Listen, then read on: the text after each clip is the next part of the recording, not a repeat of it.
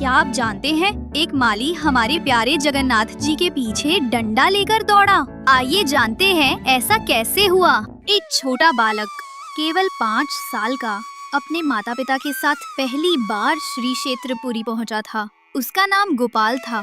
उसकी आंखों में मासूम चमक थी और उसके मन में केवल एक ही विचार घूम रहा था, मेरे सखा जगन्नाथ कहाँ हैं?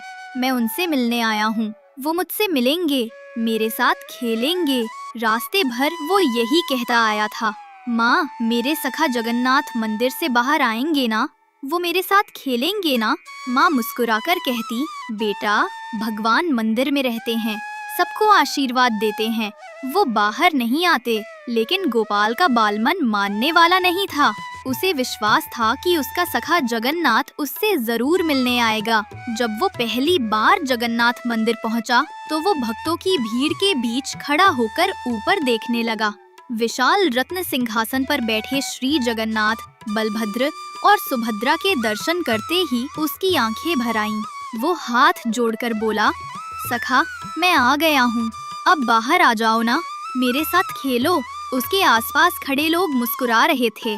कोई बोला, अरे बच्चा तो बड़ा प्यारा है, देखो भगवान को सखा बुला रहा है। लेकिन गोपाल को किसी की परवाह नहीं थी। वो द्वार के पास बैठ गया और बोला, जब तक मेरे सखा नहीं आएंगे मैं यहीं बैठा रहूंगा। शाम ढल गई, दीपक जलने लगे, पूरी की गलियां सुनहरी रोशनी में डूब गईं।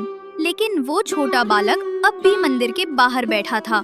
माता पिता ने बहुत समझाया, चलो बेटा मंदिर बंद हो जाएगा, कल फिर आना। पर गोपाल ने सिर हिलाकर कहा, नहीं, सखा ने कहा था वो आएंगे, मैं यहीं रहूंगा। उसकी आंखों में अब आंसू झिलमिला रहे थे। धीरे धीरे रात उतर आई। समुद्र की लहरों की आवाज और मंदिर की घंटियों का नाद एक साथ गूंजने लगा। तभी अचानक मंदिर के भीतर से एक मधुर ध्वनि उठी। वातावरण में चंदन और तुलसी की गंध फैल गई। गोपाल ने सिर उठाया तो देखा, मंदिर के भीतर से एक दिव्य प्रकाश निकल रहा है। वो चमक धीरे धीरे बढ़ी और उसी में से स्वयं श्री जगन्नाथ प्रकट हुए। लेकिन वे विशाल मूर्ति के समान नहीं थे, वे भी गोपाल जैसे ही बाल स्वरूप में थे, नीली आभा वाले, मुस्कुराते हुए, और उनके नन्हे हाथ में पीतांबर की किनारी लहरा रही थी। वे आगे बढ़े, गोपाल का हाथ पकड़ा और बोले, चल सखा, बहुत देर से बुला रहा है, अब खेलते हैं। गोपाल की आंखें चौड़ी हो गईं, उसका चेहरा खिल उठा। आप सच में आ गए सखा, सब कहते थे आप बाहर नहीं आते। जगन्नाथ मुस्कुराए, जिसका प्रेम सच्चा हो उसे जगन्नाथ कभी इनकार नहीं करते। दोनों ने हाथ में हाथ डालकर मंदिर के सिंहद्वार से बाहर कदम रखा। रात का समय था, चांदनी चमक रही थी, गलियों में दीपक टिमटिमा रहे थे। वे दोनों खेलते हंसते नगर के बाहर खेतों की ओर चले गए। वहाँ एक बड़ा कटहल का पेड़ था, जिस पर भारी भारी फल झूल रहे थे। गोपाल बोला, सखा ये फल कितने बड़े हैं, खाएं?